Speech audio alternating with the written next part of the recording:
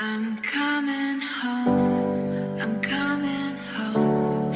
Tell the world I'm coming home.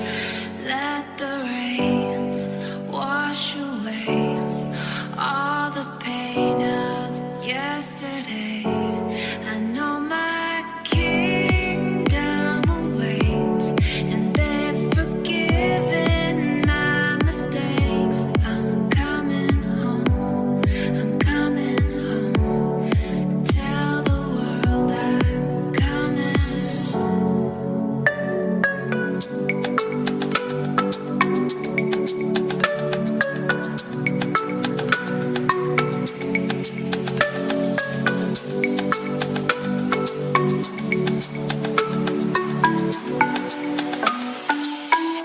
I'm coming home.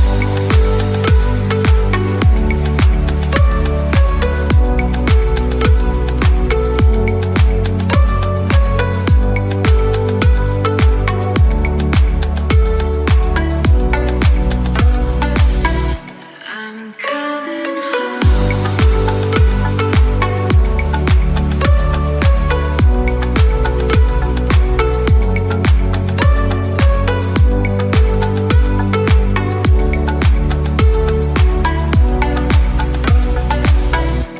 I'm coming home. I'm coming home. Tell the world I'm coming home. Let the rain wash away all the pain of yesterday.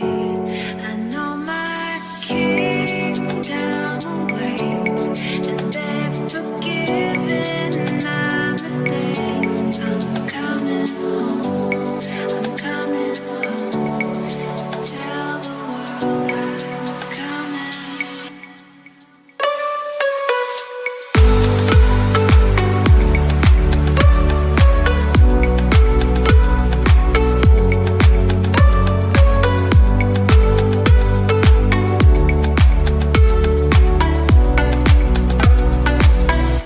I'm coming home.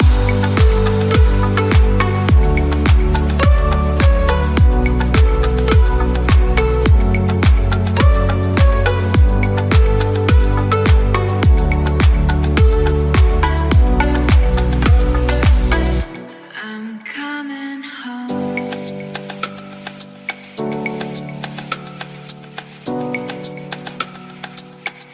I'm coming home. Good morning, everyone. Welcome to Awakening Hearts. My name is Tess Vergara of Open Heart Mind Coaching. And thank you for being here with me in Awakening Hearts Radio. Took a couple of weeks break. I was moving. I was doing a lot of stuff. I was busy with our event called Beyond Grief, Reclaim Spirit. And today we're going to talk about, if there's usually clients come to me because they're conflicted inside. And when people are conflicted inside, it's really hard to, or it's not hard, but it's almost impossible to create the results, create the intentions that we want to create when we are constantly at war from within ourselves, and how do we harmonize that? How can we integrate that? And so that's a lot of the work I do with my clients, because they do one thing and they feel differently, or they totally not do what they meant to do, right?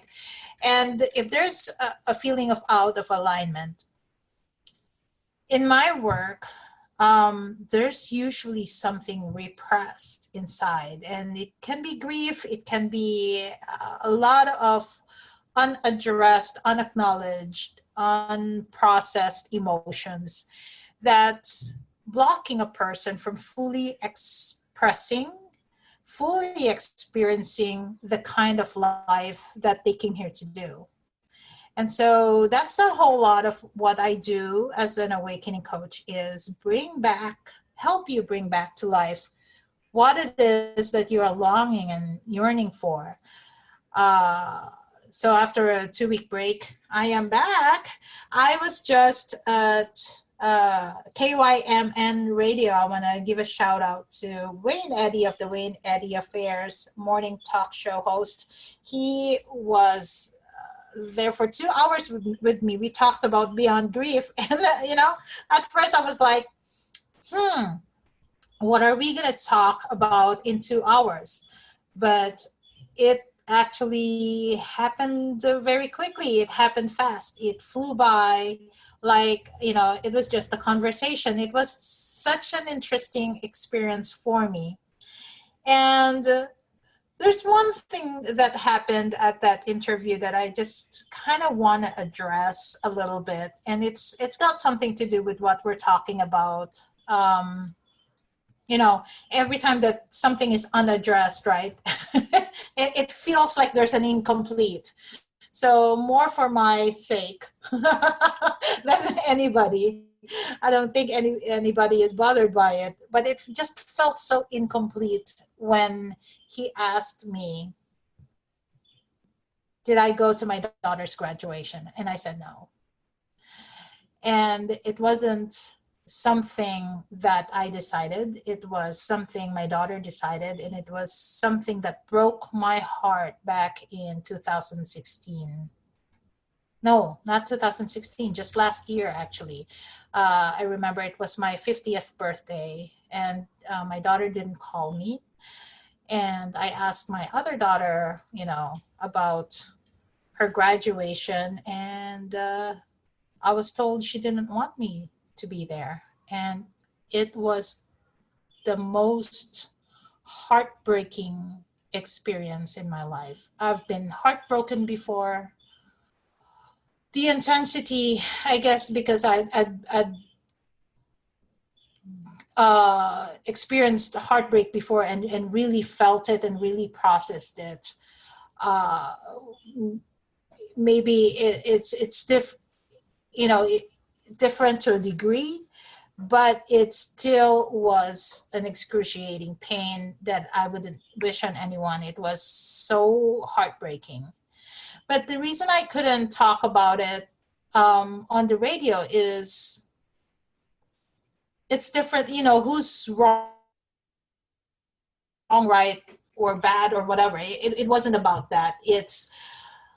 She requested that, she decided that it was something I needed to accept and honor, despite of, if I could be overly dramatic about it. Oh, I raised you, I was a single mom for, I gave you my life. I could totally do that. The guilt aspect of it. But it's, I had to be with that grief. I had to grieve that loss of not being able to see my daughter graduate college. That's very heartbreaking. And I learned a lot from it. And this is why I help people deal with their grief, because there is no such thing as spiritual bypassing. And there's people in my life who say, oh, I've already forgiven such and such person. But then you talk to them and you can sense the bitterness in their voice that a tragedy happened, or somebody betrayed them, or somebody did something bad to them. There's that unprocessed emotion. There's that unprocessed negativity that lingers on, okay? And so that's the kind of work that I help people with, is to just be with that pain so that we open up. And, the name of my business is Open Heart Mind Coaching, to crack open the heart so we can be with the higher learning of what that is about. If we do not crack our heart open, or a lot of people fear that experience of being hurt, But then the other side of that is dullness. It's like going through life dull and half asleep or half dead, you know. So yeah, so even though that was the most heartbreaking experience for me, I'm not saying I'm okay with it. I'm really hoping and praying that my daughter and I reconcile very soon. But I'm not going to sit in the shame of it, or I'm not going to sit in the regret of it, or I'm not going to sit in the blame of it. I know, you know, and again, it's not who's bad or who's done wrong. It's not about that. It's more about honoring people's process, and it's something that I must have needed for me to go through, because otherwise it wouldn't have happened, right? It was must have been something my soul really needed for me to go to depth of emotion so that I could be there are people and empathize and embrace that part of me uh, that's compassionate, not just caring for people because it's a whole different level of compassion that I'm feeling for people now because I've been through the pain. And it doesn't make whatever happened, um, I can be okay with it now. And I can also be with the present moment and not linger into the past that I should have been there. I should have been uh, doing that, or she should have been. It's not about what should have been. It's about honoring what needs to happen and to, you know, just stand fully in the in this moment to see that my daughter, whatever she needs to go through, she will go through because I am opening my heart to whatever she needs to go through and experience and discover in her life. It's, I taught them independence. Of course, it kind of sucks when you teach your children to be independent and then you get, at least I did. I felt so, oh, they don't need me anymore. And I got sad and got all dramatic and stuff. But it's all in the learning of what needs to be happening and being in the flow of the moment. So I just thought I'd share that. It wasn't that I don't know that the listeners of that show would have been open to this kind of opening that I'm sharing with you, to this level of vulnerability, to this level of non-judgment. So that's why I'm choosing to say it here rather than on the air where thousands of people could hear me talk about such heartbreaking moment for me and not know how it will be received or how it will be interpreted. So I just want to share that because it left, obviously there was something, there that you're not ready to speak about. I can speak about my side of things openly and, I have no filter. But I don't want to say things that will make my daughter wrong. Does that make sense? So what she needs to go through is perfect. And I'm holding space for that and loving her even more for standing for herself, for, for loving herself so much, even though it means, uh, you know, she had to break my heart, right? So I just want to say, I love you, Amanda. No, that brought a tear in my eye.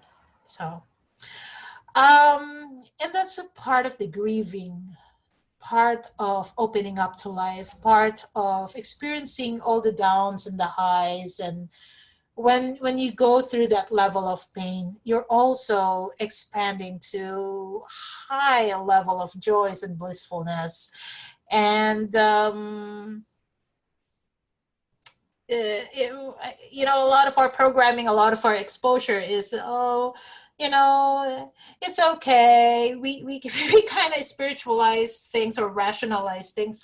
Oh, it's okay. You don't have to worry about that. Or, if it's meant to be, it's meant to be, right? So we try to reframe the experience even before we go through the experience. Does that make sense? We kind of prematurely go through life and never ever really learning the experience. My friend Mel Yeras asked me for a quote about spiritual bypassing. I hope he gets something from this talk, because everything that is out of alignment, everything that is not working out in our life, is because somehow, for one reason or another, we've skipped the learning process. We went from step 1 to step 3 and thinking we could short circuit the learning process. No, what's happening is we're just regurgitating everything over and over again, because we keep avoiding to learn the lesson that we need to learn. And I tell you, my 50th birthday last year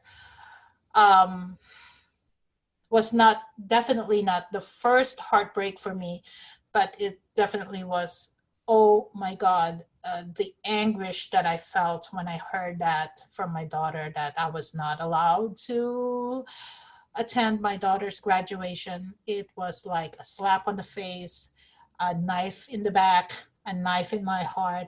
So, but I went through that pain. I processed it. I was with it. There was a point in my life there was a point in that period where I said, then I might not as well be here. If I couldn't be there for them, or if they don't need me anymore, then I don't want to be here. So there was a lesson for me to learn that my worth, that my reason to be here has nothing to do with my children. And I say that with tears running down my eyes. I guess this is still part of the grieving process, to embracing the pain. Again, there's no spiritual bypassing. And so I'm just opening my heart to you all and talking about this, because guess what? I didn't die. It didn't kill me. It felt like I was dying, but I was actually being rebirthed to a whole level of consciousness, to a whole level of compassion, and to a whole level of confidence and trust in myself, that no one can ever, ever take me away, even if it meant I didn't see my daughter graduate college. Does that make sense? It was just a different level of gift and awareness that I couldn't have accessed otherwise. And I have to thank my daughter for that. That must have been very, when we do something, that when we withhold our love from someone, we're really not hurting the other person. We are hurting ourselves. Have you ever felt that way? When you withhold the love that you want to express, the love that is who you are, it is really you that you're hurting. You're in pain because you couldn't express all of who you are, all the love that you are, all the light that wants to shine through. It is blocked because you withheld. So it's not really it's not really hurting the other person. And so that kind of gives a new meaning to forgiveness, right? Because we are for giving. We are not for hurting. So when we withhold, we hurt. So I want to thank my daughter from the depths of my being, because that was not an easy decision. But because she loves me so much on a soul level, even though she's not aware of it, she gave me such a pure gift that my soul needed to advance to where I needed to advance. So I hope you can see that there's so many different perspectives to what we're going through in life, so many dimensions that opens up when we go through the grief of loss. Thank you. Someone's chatting with me and she said, oh, that's powerful, and she's crying. I am crying too. And there's a reason I didn't write notes, right, Patricia? I said in the beginning, okay, I'm just gonna wing this, and oh my God, right? So we're 5 minutes before the break. Yeah, ooh, that was a lot off my chest. How could I have said all that with the Wayne Eddy show, as much as that, show was really very, it was a whole new level of experience for me to be on a radio show. Oh my God, I was so high. It was as if I smoked something. I did, but I was just, oh my God, I'm going to be on radio. And this is from someone who doesn't want attention on herself. And yet I can't stop talking, right? So anyway, I hope you got something from that first part of the show, that when someone does something to you, it might feel hurtful on the surface. It might feel like you've been totally abandoned, totally neglected, totally betrayed. But there's always a higher ground. There's always a higher purpose why things happen. And it is to bring us back to the love that we are. And it is to bring us back to the fullest expression of the love, of the light that we are, that we came here to be, right? So there's no spiritual bypass. If we try to shorten the process, we live through life in agony, or in it's not even agony. Sometimes we so disassociate with the pain or what we need to go through, because we just totally ignore it. We just totally avoid it, because it's something that we perceive as something that's going to hurt. And we want to avoid pain. We want to avoid suffering as much as we can. So we distract ourselves with fun or with busyness or with other things, right? We get distracted and we avoid feeling the feelings that need to elevate us to the next level of evolution, elevate us to the next level of consciousness.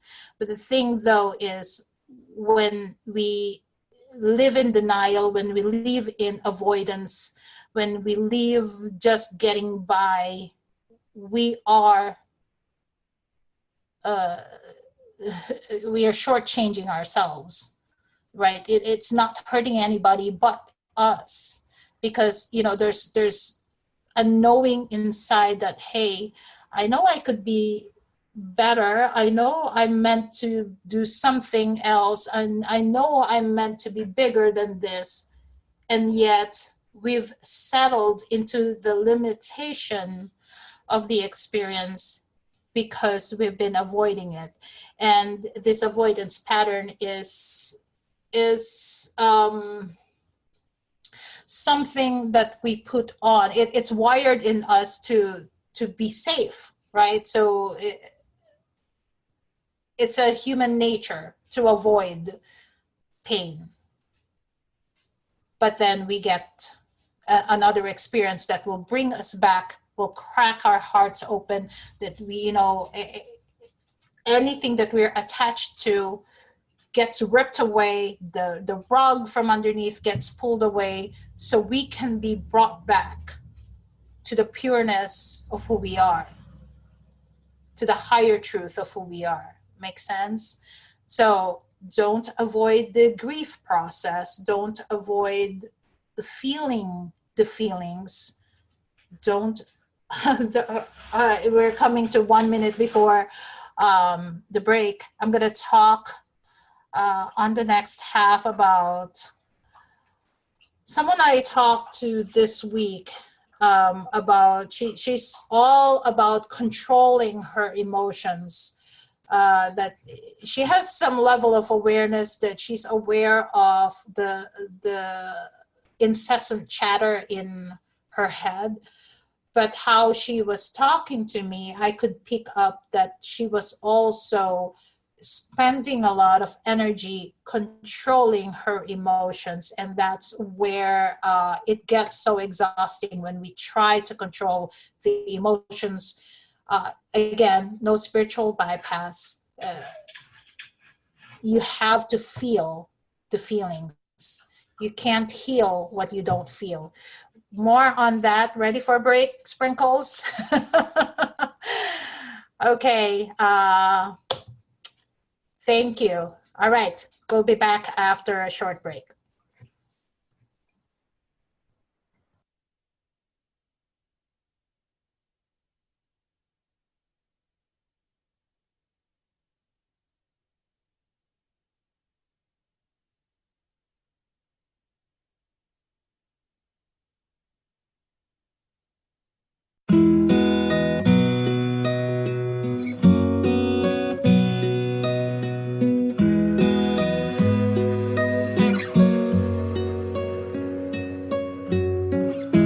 Wasn't I meant to lie in your arms here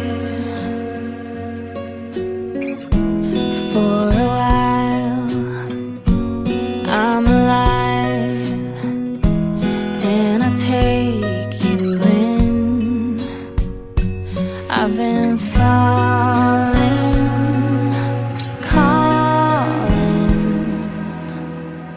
when I reach out, you will hold on. Was it a rainbow falling? Was it a rainbow falling? When I touch you, it will break through. Was it a rainbow falling? Was it a rainbow falling? Oh, was it a rainbow falling?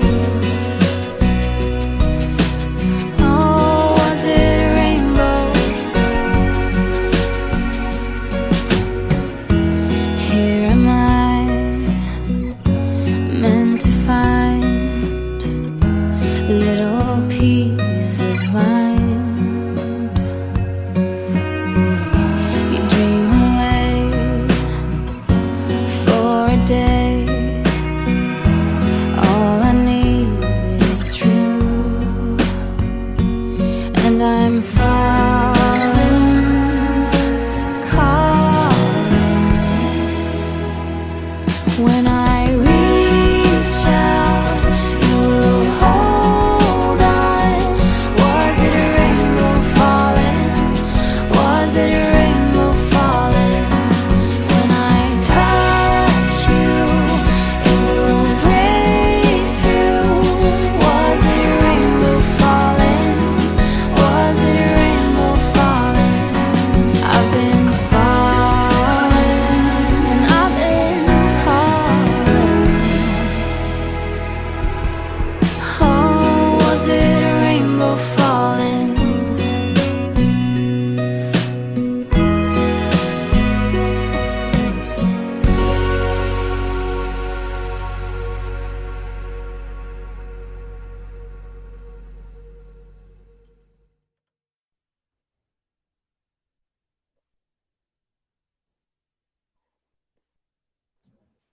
Are we back? Sounds like we're back. Yay! Woo! Oh my gosh. I needed tissue after the first half. How are you doing, Sprinkles? Okay, so we are talking about no spiritual bypass when it comes to grief. When it comes to grief is all about the pain of loss, right? So um, if we try to bypass, if we try to avoid, if we try to jump from step one to step three, then we're just locking into place the same experiences that we've been experiencing. So that means we're really cheating ourselves out of our own goodness. We're cheating ourselves of our potentialities. We're cheating ourselves of our possibilities, right? So, and like I said, I was on the KYMN radio on Tuesday, and yeah, I was asked a question, a difficult, well, not a difficult question, but a sensitive um, information. You can ask me anything under the sun, and I'll answer truthfully. But when it comes to someone else uh, who might be interpreted as, you know, or who might be judged, then I didn't want that. I didn't want to take a stand where he also asked me about the political situation when I was 19, when I left in 1986, is it this political party or this political party? Which one is right? But, coming from a consciousness awakening, coming from a higher consciousness evolution, those things had to happen in order to move the consciousness of that group, in the Philippines, of what we were talking about. It had to happen in order to move people into empowerment, right? So things are happening constantly, and it's not just on a personal level, it's not just on a political level, it's not just on a societal level. It's happening on a global consciousness, higher awakening type of thing, right? So it's it's beyond the physical what's happening. So I couldn't say, well, this was that, or I wasn't ready to take sides or anything, because I could see from the perspective of both parties, or how could it have been used for political gain or advancement or anything. But overall, it was for the highest good, right? So, and it's the same thing with that personal question. I couldn't answer, or I couldn't delve into it right there and then, not to protect myself, but I didn't want to make anybody wrong, because really, in a higher realm of things, there's no good, bad, right, or wrong. It just is. It's an experience, and every experience, there is a higher intent. There is a growth to be had. There's higher learning to be had if we're just present with it. If we're asleep, okay, I'm an awakening coach. And I did sleep. Oh my God, and I didn't know I was asleep. That's the funny part, right? Walking around doing the things that we do, thinking I knew it all, and really I didn't know anything. So that that's a whole part of the awakening process, is all of a sudden waking up and saying, oh my God, there's more to me than this. Oh my God, I've been playing the martyr. Oh my God, I've been played the whole time. Oh my God, so that's the awakening process, right? And a lot of the times we we walk around very rigid, very fixed in our perspectives, thinking this is the right way and the only way, but really we're all looking at the same thing, but interpreting it from the filters of our experiences, from the filters of our programming, from the filters of our conditioning. I was talking to a new client of mine. I'm not, well, I'm not going to describe her a whole lot because I don't have permission to talk about her, but, you know, just very short, she's, it's amazing how she is given a daughter who wouldn't put up with how, you know, the baby is only 1 year old. And she was telling me that, well, my baby is my Zen master. Why do you say that? Because she is showing me in a painful way how to evolve myself. Well, that in that language alone, there's so many things I could coach her, you know, the way she said that. But we went deeper, of course. That's what I do. I go deep. I don't just do surface stuff to just get by. You know, when you work with me, I go deep so that it opens up. You know, there's a transcendence that happens. But in her language, in everything, she's like pointing to the daughter as a reflection. And we went back to her childhood, and the voices in her head, the way she talks to herself about herself, were the same languaging that she heard, or how do I say it? It's not her parents' language, but it's the interpretation of the treatment that she got from her parents. And she had that filter growing up, and with the same filter raising her daughter. And of course, this daughter of hers, who's only 1 year old, is not putting up with that. You know, it's as if the baby was saying, you are not gonna force what you want on me. You need to see me. You need to hear me. And until you do, I'm going to be a pain in the neck. And it was just so amazing to go deep into that, to kind of rewire how she was looking at how she grew up, how she became an adult, how she is now parenting her daughter, and how now through our work together, processing all that grief, right? The grief of not having the acceptance of her father.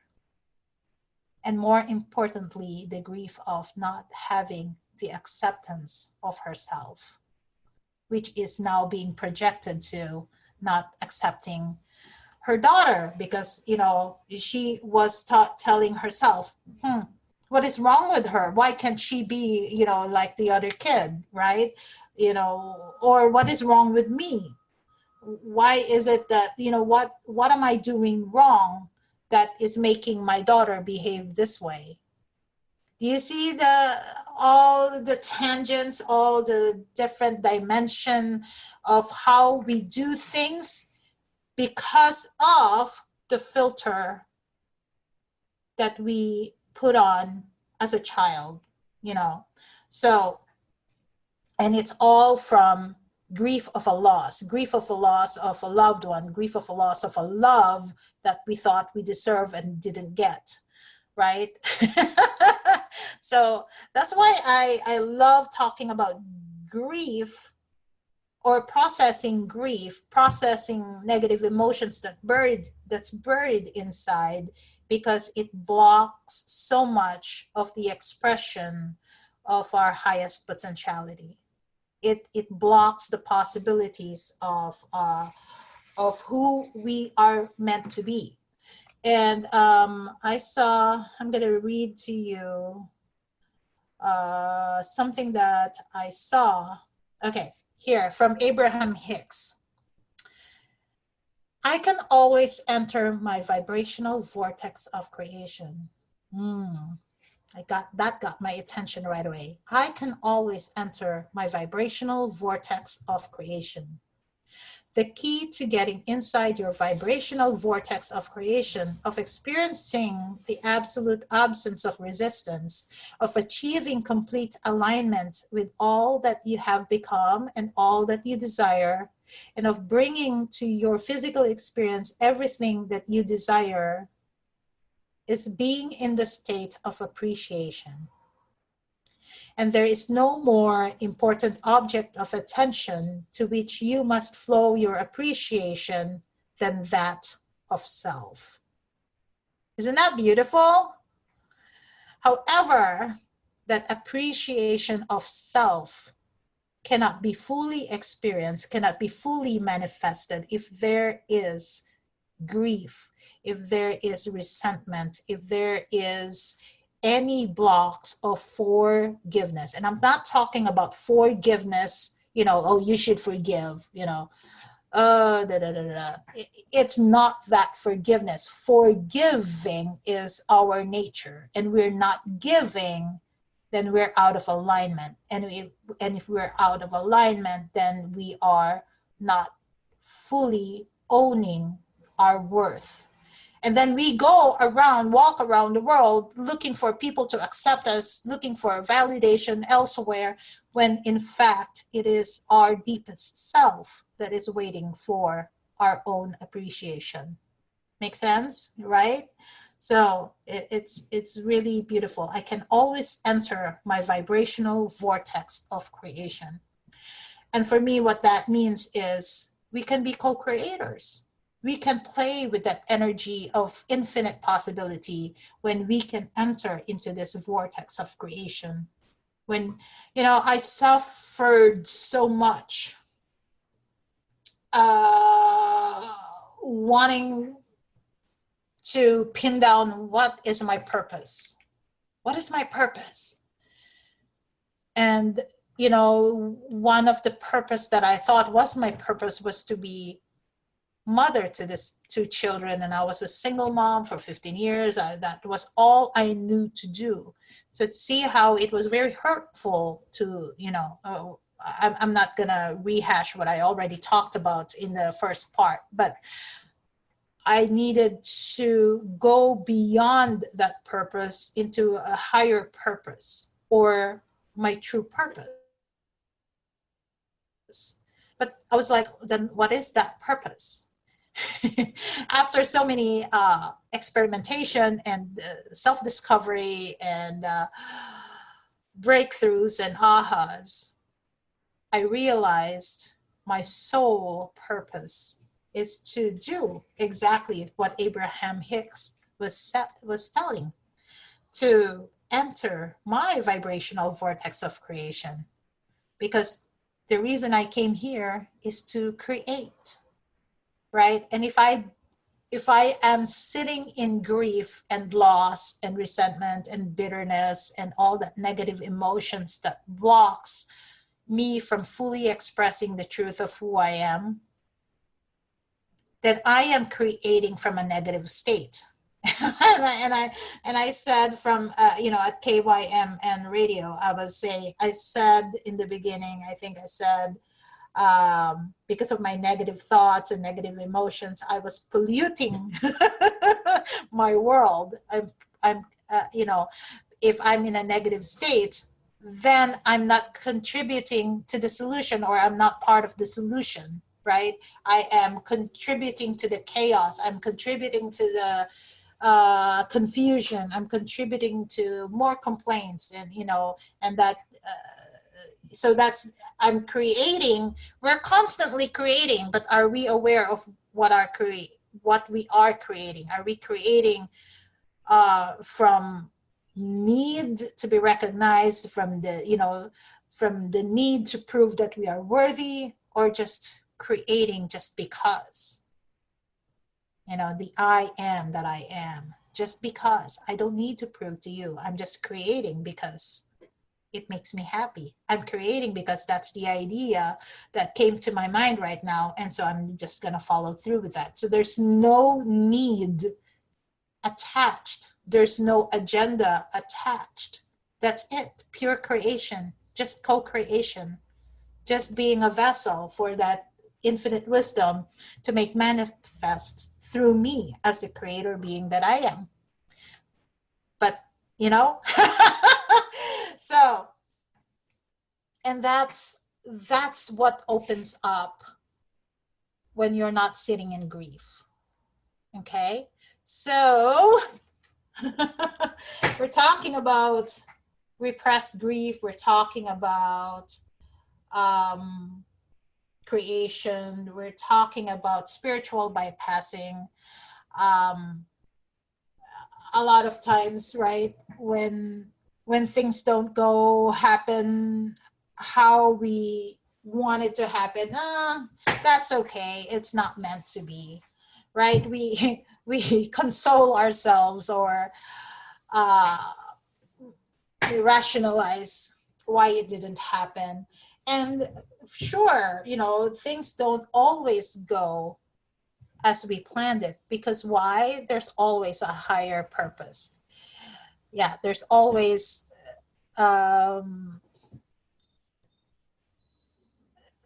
we're here. Well, how do I say this? When we are coming from ego, I don't like using the word ego so much, because ego is really just the wounded child that has not matured. So if we're coming from fear-based thinking, from having to prove our worth, we're proving our worth because we're afraid of rejection, right? We're proving our worth because we believe we're not enough, right? So if we're coming from the need to prove, then there's an unresolved emotion inside that's causing the separation. So if you're living in separation, you're living from the separation of your truth. You're living from the separation of your highest possibility. So it's a constant struggle. It's a constant proving. And whatever you're proving, you're working so hard, right? You're working so hard to prove you are enough. Well, by the virtue of you working hard, that means underneath it all, you really believe you are not enough, which means you are in separation, which means you are creating more of the separation rather than creating what you came here to do. So you're contributing more on the lack mentality out there, the lack of abundance, the lack of love, not enough compassion. So it's again, it's polluting your world, right? Your universe. And with the law of attraction, it's attracting the same belief system and people. So that's what forms the global or the collective consciousness of that part of thinking, right? That reality. But then you can also step into that vibrational vortex that Abraham is talking about and create that which you intend to create. No reason whatsoever, no agenda, other than it's joyful to you, other than it's inspiring to you. There's no attachment, there's no resistance, there's no judgment. It's the pure flow of consciousness in you, as you, through you. And it's an amazing experience. And to get to that level of creation, of being in one with you, coming home to you in this oneness, where you're no longer like a robot being run by fear, being run by a necessity to prove, to please others, to feeling obligated that you should do so many things. This client of mine said she's a type A. Well, she's a type A because she went through life trying to prove her worth to her father, whom she never felt accepted by, right? So that became her makeup growing up. So now it's like there's no need to be type A, there's no need to be type B or any other type. We're removing that necessity to be any other way but your true, authentic creator beingness. That oneness with your own soul, that oneness with the truth of why you came here and what it is that you're here to create and contribute and, be, whether you want to leave a legacy or just live quietly and be the light of the world from wherever corner it doesn't have to be grandiose. You can be quietly be a mother, a single mother, quietly in your own space and still shine your light from whatever. There's no comparison. It's your own unique vibrational signature, your own unique vibrational frequency. You came here to be who you are meant to be. And it's your job to unleash that, to discover that. And to get to that, you need to go deep into wherever there is a separation in your heart, in your beingness, wherever there's conflict, wherever there is unaddressed, unacknowledged emotions that tears you apart, that leaves you conflicted, that leaves you confused, right? So I know I'm talking about so many different dimensions of being, but it really all boils down to you being you, not any of the filters, not any of the distortions that we made true. It was all just a belief system. It was just all an understanding. See, the mind tries to understand, right? But the heart has always known there was something off. And yet the mind tries to understand and understand and understand. But in trying to understand, it also blocks the opportunity to grow, the opportunity to be at one with this you. The I am that I am. Oh, yeah, just you. Come home to you. So we've got 3 minutes. Whew. I love Awakening Hearts. I want to spend the next minute just saying thank you to Sprinkles and Peg Jones for always bringing me back here at Off the Cuff Radio and helping me to be here to really speak what I need to speak, what I came here to talk about, right? It's not always, it's not that it's not easy to talk about these things. It's just I've never done it before. So having Peg and having Sprinkles just, show up for me and hold me accountable and, hey, you're doing a show. Okay. We're going to do this. And thank you for seeing my possibility, Peg and Sprinkles. Thank you for, your trust. It really goes a long way, and it's really helping me step into the possibility that I am. And I'm hoping that I'm also sharing that message that you too have a possibility awaiting for you. You just need to not avoid the pain any longer. It's only painful because you're trying to avoid it. But once you go deep into it and just lean into what is trying to unfold and trying to awaken in you, trust me, half the battle is over if you can just relax the resistance and the awakening of your heart. With that, if you have any questions, please email me at tess@openheartmindcoaching.com.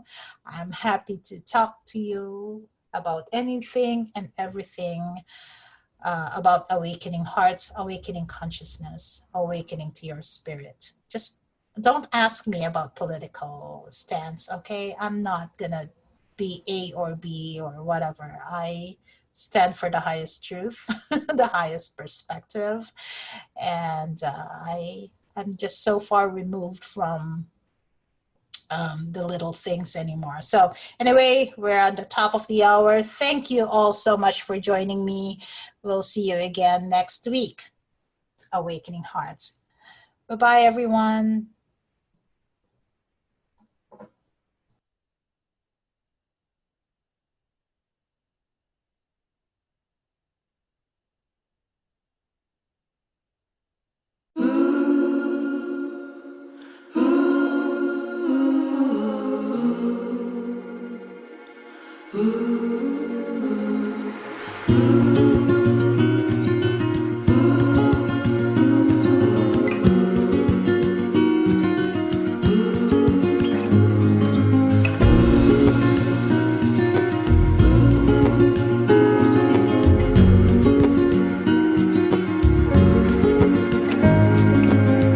See the ocean, how it sways in the sun,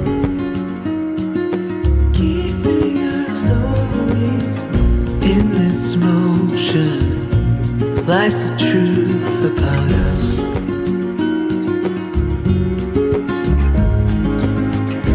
Things time will tell, we might never know. We'll be gone before it all begins.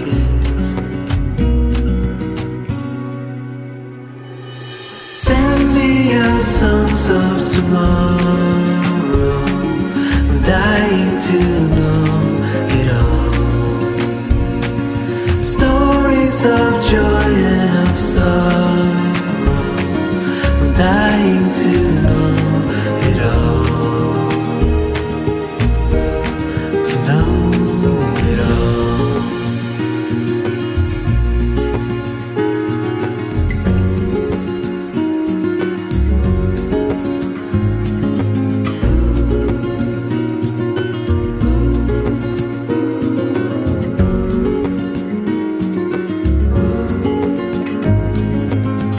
See the trees grow, they were here long before. They're keeping our stories, and when we're older, they will still stand tall.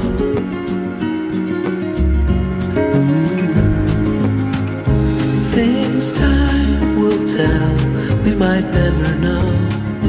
We'll be gone before it all begins.